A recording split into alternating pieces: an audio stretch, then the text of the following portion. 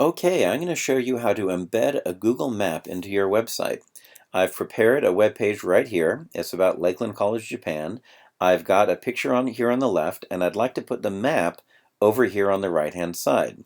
Here's the code. It's open in Komodo Edit. And here is the code for the photo of the student. So this is where I'd like to put my Google map. In order to get a Google map, you have to go to Google Maps website, and I'm going to go there right now. I'm going to use their English language maps, and here I am. So I'm going to zoom out.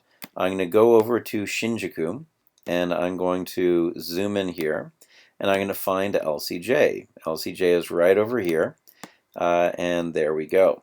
So this is the building for LCJ, and so if I right-click on that spot, and then I click on what's here, a little pointer will arrive, and if I hover over this, you can see the address of LCJ. So now all I need to do is to go up to the top left of the screen. There's a button here that'll create a link. If I click on this button, you can see that I get the URL for this particular map, but I can also get the embed code. So I'm going to copy that, and then I'm going to go back to my site. I'm going to go to Komodo Edit, and I'm going to paste the code right there. If I save this and I reload, you'll see that Google Maps is now included in my site. However, there are a few problems. First of all, there's a little link down here called View Larger Map. This is a link that takes you back to Google, but if you actually click on the Google logo down here in the left-hand corner, this will do the same thing. So really, this link is not necessary and sometimes messes up your page. So there is actually a simple way that you can get rid of that. After the end of the iframe tag, this is the actual Google map right here. After the end of the iframe tag, there is a BR tag.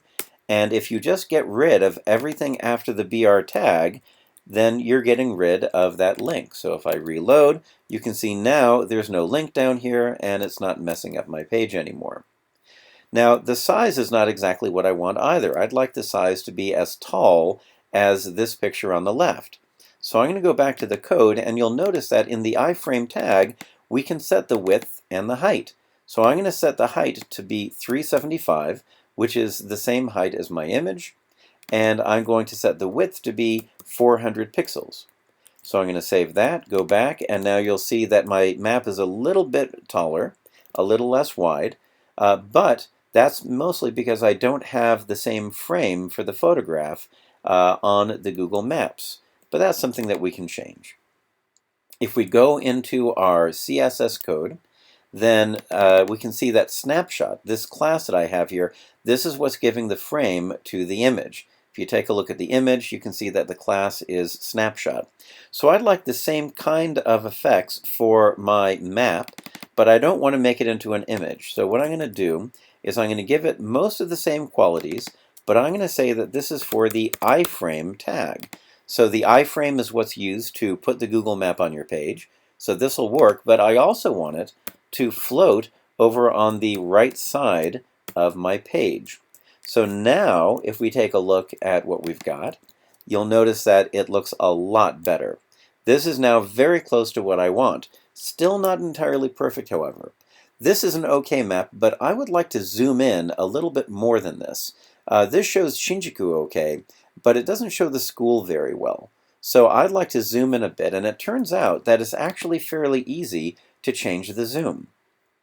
You have to take a look in at the iframe code, in particular the URL that Google gave you, and you'll notice that there's a little part in here that says z equals and then a number.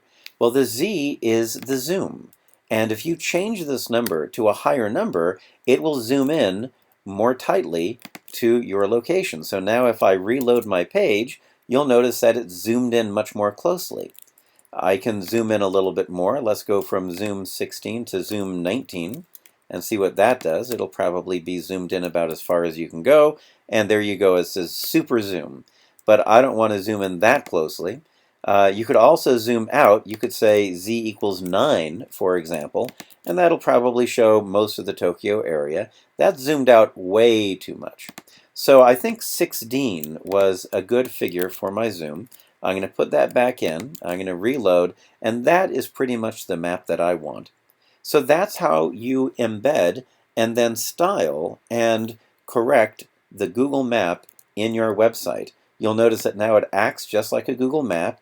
The user can still zoom in and can still zoom out so they can move within the map.